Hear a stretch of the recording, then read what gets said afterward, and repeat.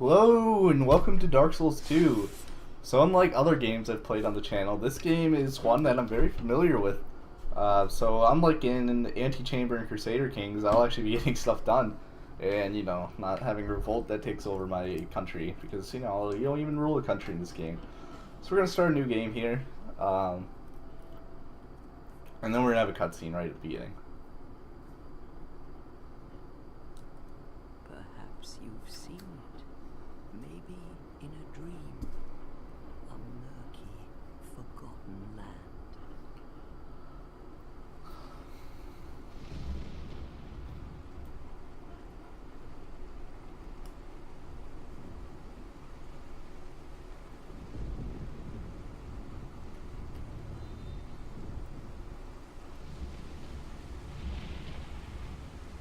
A place where souls may mend your ailing mind.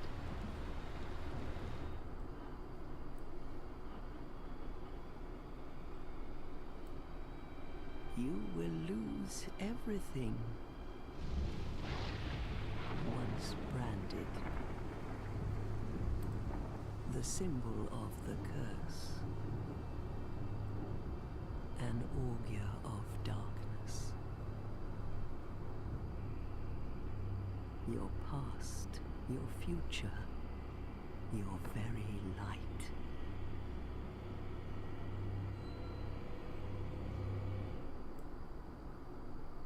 None will have meaning, and you won't even care. By then, you'll be something other than human. A thing that feeds on souls, a hollow.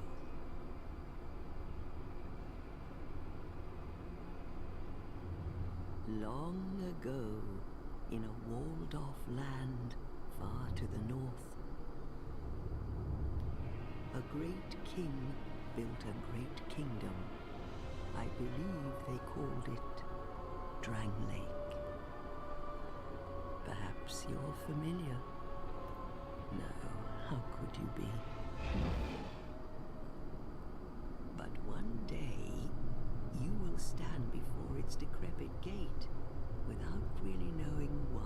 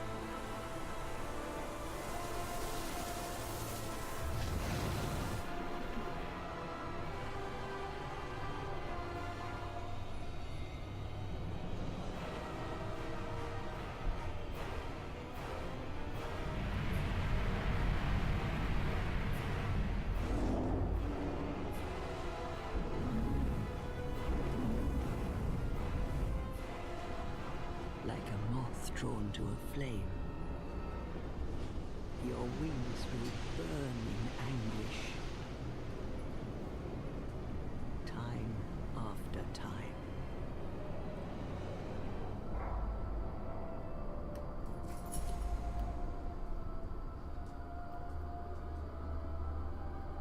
For that is your fate. The fate of the cursed.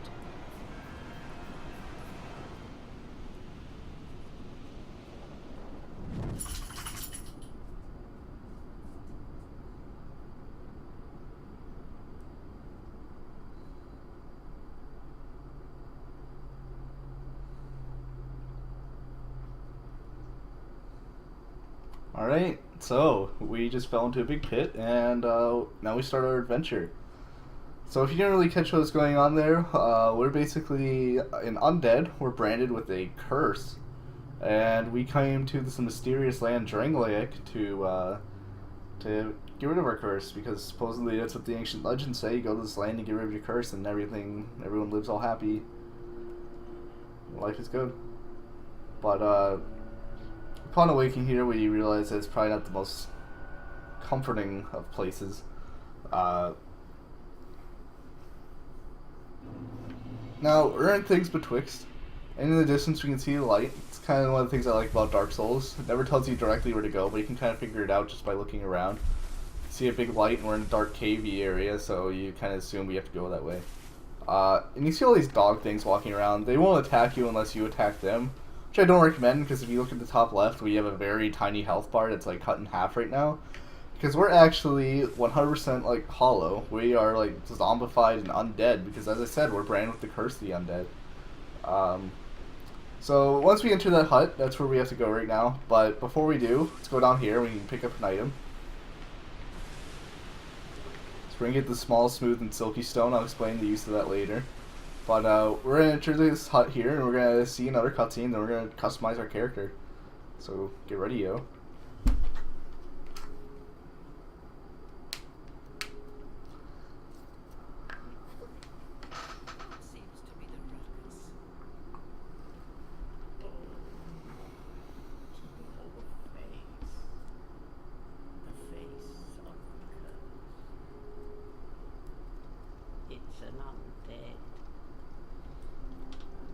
An undead has come to play. They all end up here. All the ones like you. You spoke to that kind old dear, didn't you?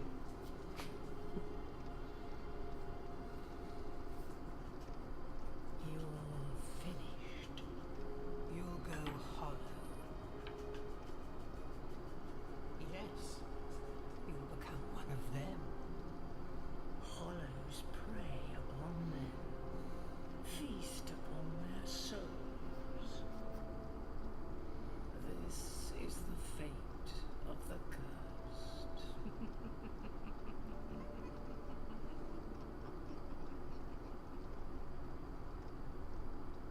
What is your name? Alright, so we're gonna enter our name here. And my name is Dusty, so here we go.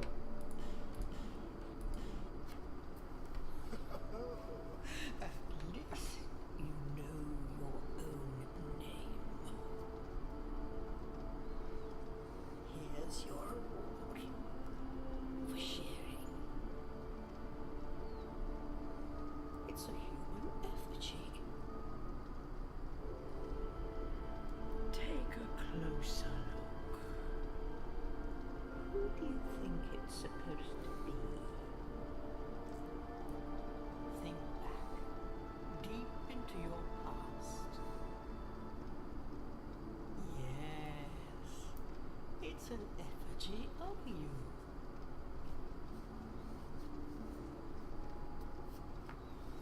Alright, so now we're going to create our character. We're going to play as a knight because they start off with a high amount of strength, which you can see down here. I plan on using some of the bigger weapons in the game, so strength is going to be our main attribute most likely. But I mean, we also have all our attributes. We have our overall level, we have vigor, which controls HP, we have endurance, which controls our stamina, vitality, our equipment load, attunement, intelligence, and faith are not going to be important for our build because that's all like magic stuff.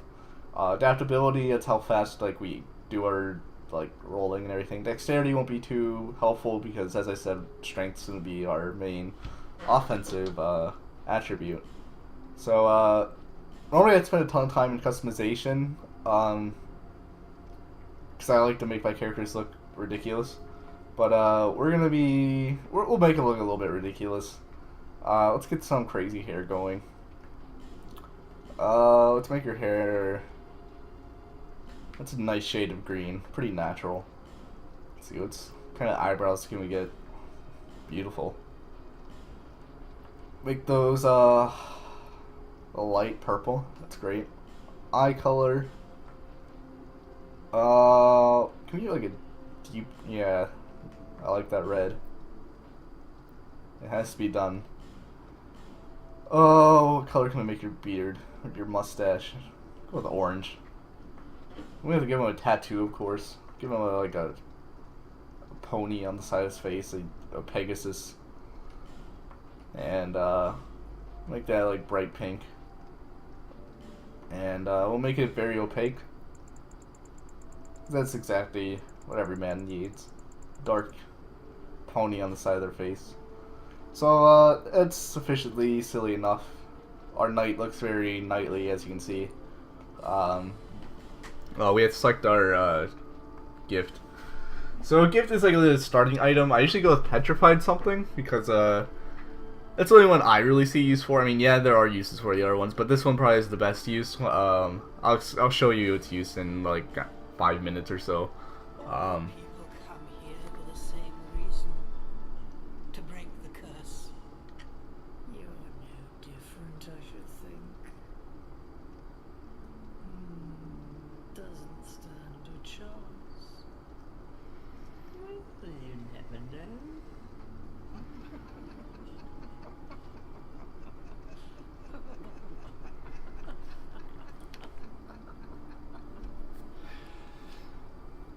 Go through the door and trot along to the kingdom. Remember, hold on to your souls. They're all that keep you from going hollow. Oh, I'll fool you no longer. You'll lose your souls. All of them. Over and over again.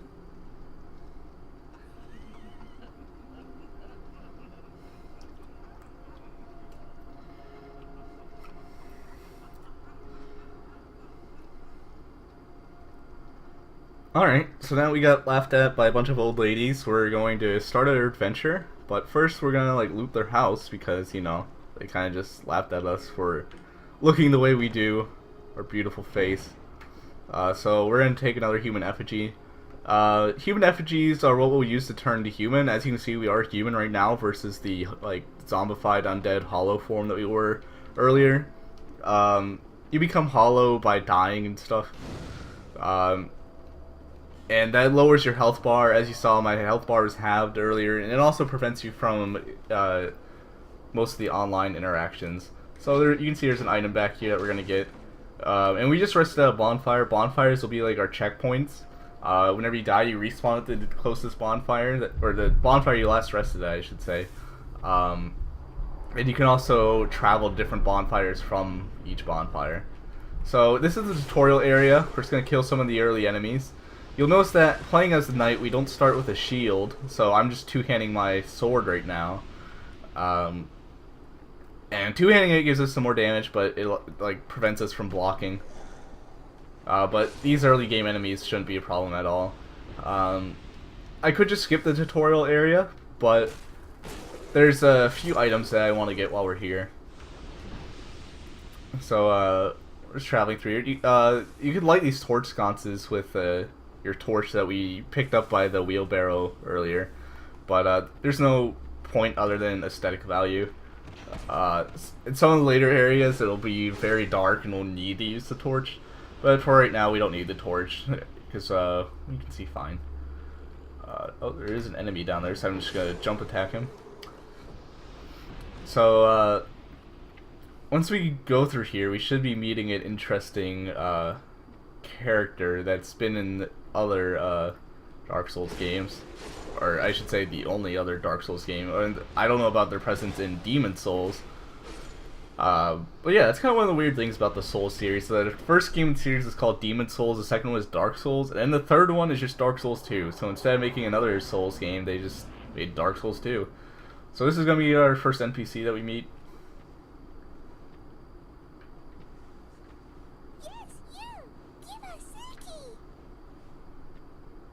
So we met these birds in this nest, and they say that they want smooth and silky stuff. So if you remember earlier, we picked up a stone that was a small, smooth, and silky stone, and we can leave this, and they'll give us a reward for it.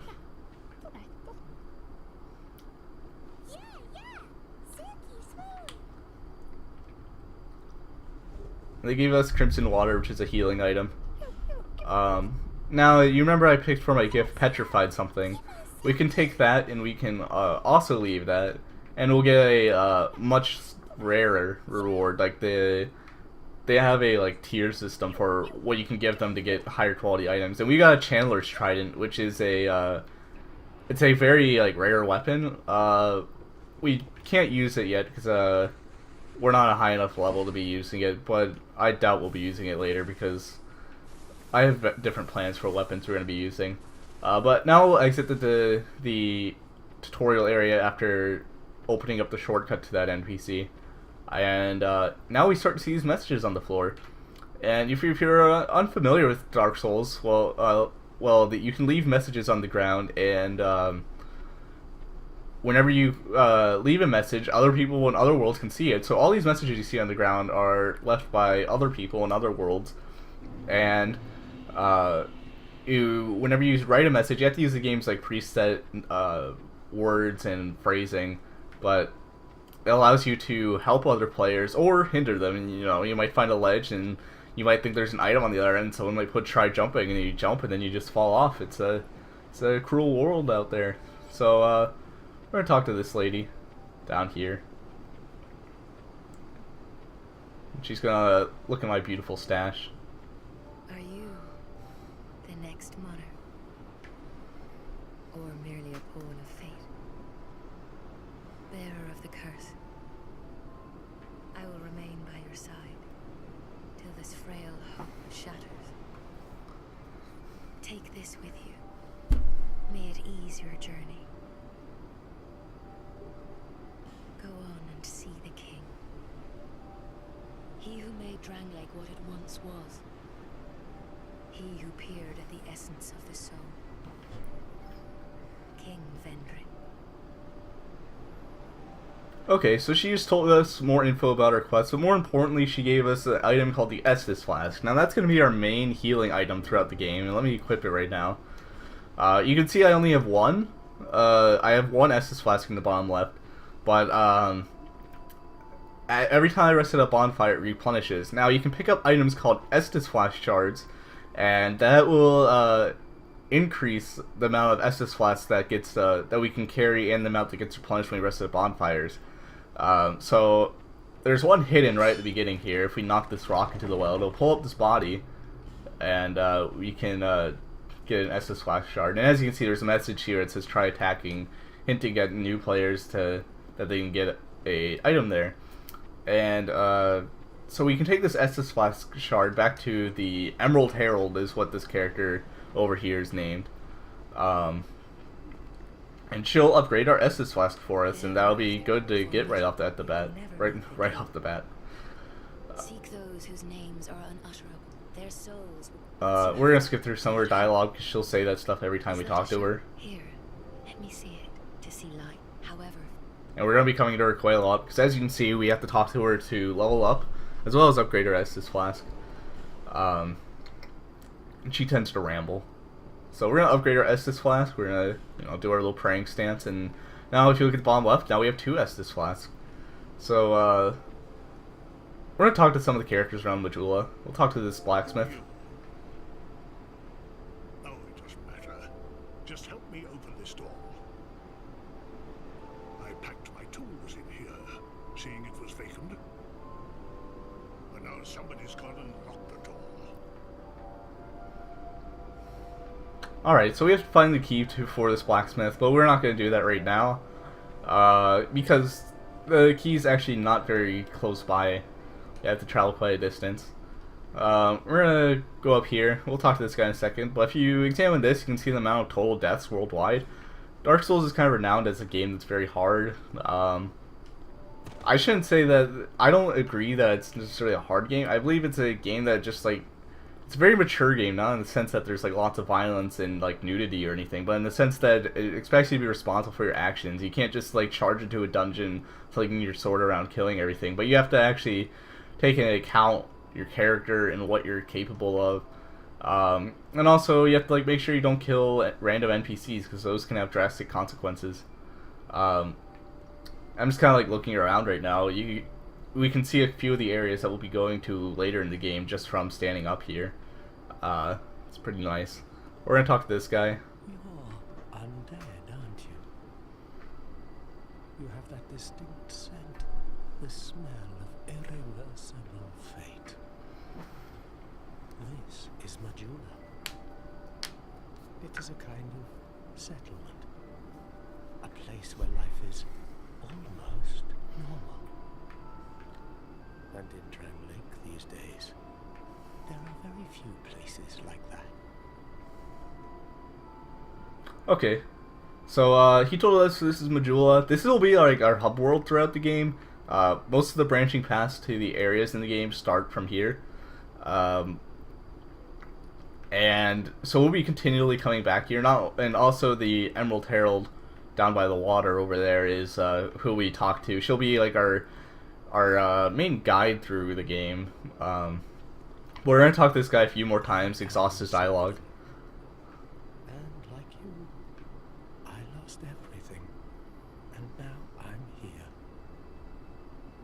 You probably heard that it was possible to break the curse here. Well, that's not true at all. There's nothing here for you, me, or anybody.